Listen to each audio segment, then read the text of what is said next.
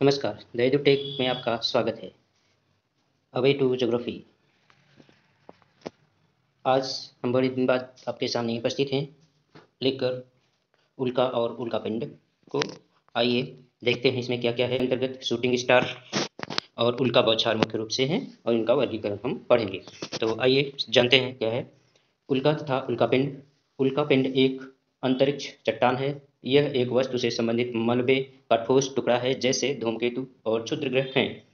यह बाहरी अंतरिक्ष से उत्पन्न होता है और किसी ग्रह या चंद्रमा की सतह पर पहुंचने के लिए वायुमंडल के माध्यम से अपने मार्गों से चलता है। उल्कापिंड जो पृथ्वी के वायुमंडल में प्रवेश करती है, जैसे ही अंतरिक्ष चट्टान पृथ्वी की ओर गिरती है, चट्टान पर हवाओं का प्रतिरोध तथा गैसों के साथ रासायनिक अभिक्रियाओं से उत्पन्न ऊर्जा के विकिरण से गर्म हो आग का गोला बन जाता है। अर्थात जैसे ही चट्टान पृथ्वी की ओर चलती है, पृथ्वी के वायुमंडल में प्रवेश करती है, तो वायुमंडल में उत्पन्न गैसें का जो दबाव के कारण घर्षण उत्पन्न होता है, साथ ही उसके में कुछ रासायनिक क्रियाएं भी होती हैं, तो जिसके कारण से ऊष्मा उत्पन्न होती है, ऊर्जा उत्पन्न होती है, जिससे वो पूरा पिंड गर्म हो जाता है, तपने लगता है और उसी के प्रभाव से गर्म आसपास की गैसें भी गर्म हो जाती हैं और ज्वलनशील हो जाती हैं, जिससे एक आग के गोले का निर्माण हो जाता है, जिसको हम देखते हैं और शूटिंग स्टार या फॉलिंग स्टार के या उल्का के रूप में उसे हम जानते हैं। तो उल्का क्या हुआ? जो जलते हुए पिंड जो वायुमंडल में होते हैं, उसे हम उल्का कहते हैं, जो कि एक लकीर के रूप में हमें अचानक से दिखाई पड़ता है। उल्का पिंड जब यह किसी बड़े पिंड पर बसता है, यानी अब क्या है कि यह जलने जब वहाँ पर आग का गोला बन जाता है, आग का गोला बनने के बाद वह नीचे गिरता है। जब बचा हुआ भाग यानी जब बचा हुआ भाग किसी भी उपग्रह पर या ग्रह पर गिरता है, तो उससे हम उल्का पिंड कहते हैं। यही बात यहाँ पर है। जब यह बड़े पिंड पर बसता है, तो यह उल्का पिंड के रूप में जाना जाता है। खगोलविद इस ऐसे चमकीले बड़े पिंड को बोलाइट्स कहते हैं। बोलाइट्स मतलब आग का गोला जो बड़ा विशालकाय होता है और जलने के बाद भी बचा हुआ रहता है और वो चमकता रहता है, मतलब चमकीला होता है, उसे ही बोलाइट्स कहते हैं। भूवैज्ञानिकों के लिए बोलाइट्स एक उल्का पिंड है जो एक प्रभावी गड्ढा बनाने के लिए पर्याप्त है। वो इतना बड़ा होता है कि वो जब किसी ग्रह पर गिरता है तो एक बड़ा गड्ढा बना देता है, क्रेटर का निर्माण करता है। ऐसा नहीं कि छोटा सा है कोई क्रेटर का निर्माण नहीं करेगा, ऐसा नहीं। उल्का फाल्स उल्का पिंड जो वायुमंडल को पार करके और पृथ्वी को प्रभावित करने के दौरान देखे जाने के बाद बरामद किए जाते हैं। यानी उल्कापिंड जब जलता है, हमको दिखाई पड़ता है, उसको पार करता है वायुमंडल में, फिर हमारे पृथ्वी की धरती फिर हमें मिल जाता है, यानी उसे हम ढूंढ लेते हैं, तो उसे हम उल्का फाल कहा जाता है इन्हीं पिंडों को। अन्य सभी को उल्का पिंड कहा जाता है, जबकि जब बरामद नहीं होते हैं उनको हम उल्का पिंड कहते हैं।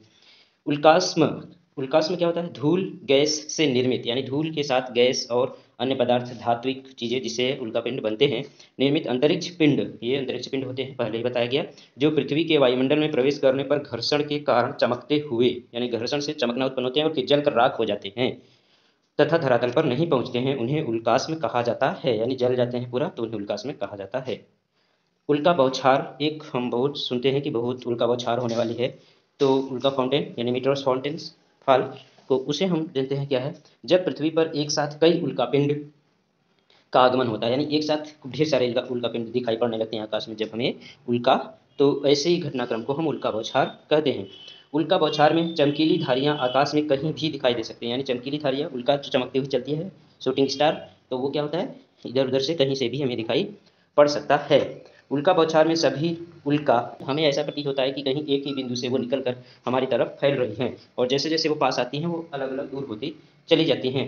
ठीक है, तो प्रतीत होती हैं। उल्का बौछार का नाम, तो यानी अगर जो बौछार हो रही है तो उसका नामकरण भी किया जाता है कि यह बौछार उल्का का जो इस समय हो रहा है, उसका नामकरण जो किया गया वो क्या है, किसके आधार पर किया जाता है? जहाँ से उत्पन्न होता है उसके आसपास मिलने वाले नक्षत्रों से, यानी जिस बिंदु पर हमें आती हुई उल्काएं प्रतीत होती हैं, वहाँ पर जो भी नक्षत्र उस वक्त मौजूद होता है, उसी के नाम पर उस उल्का बौछार का नाम रख दिया जाता है। जैसे कि ओरियनिड्स उल्का बौछार जो अक्टूबर में होती है, अक्टूबर महीने में होने वाली उल्का बौछार ओरियनिड्स कहलाती है, जिसका नाम है, और यह ओरियन जो नक्षत्र है उसी के पास से उत्पन्न होता है।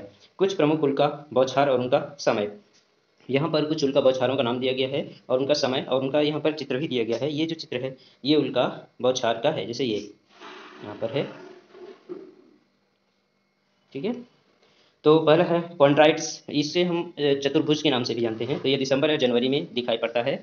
और लिरिट्स लिरिट्स ये है आपका छोटा सा दिखाई पड़ता है। यहाँ पर जब उत्पन्न होता है तो ये अप्रैल महीने में दिखाई पड़ता है। अप्रैल में लिरिड्स, पर्सिड्स आपका अगस्त में दिखाई पड़ता है, और ओरियनिड्स आपको बताया गया अक्टूबर में दिखाई पड़ता है। लियोनिड्स, यानी लियोनिड्स कौन सा नक्षत्र है? लियो नक्षत्र है, तो यह नवंबर में दिखाई पड़ेगा। जेमिनिड, जेमिनी जो होता है वो आपको दिखाई पड़ता है दिसंबर महीने में दिखते हैं। तो ये इसके चित्र हैं, यहाँ पर आप ध्यान से देख सकते हैं। उल्का पिंडों का वर्गीकरण कुछ किया गया है। कुछ उल्का पिंड हमें दिखाई पड़ते हैं आकाश में, तो उल्का पिंडों का उसी आधार पर वर्गीकरण किया गया है कि कैसे बने हैं, बनावट के आधार पर।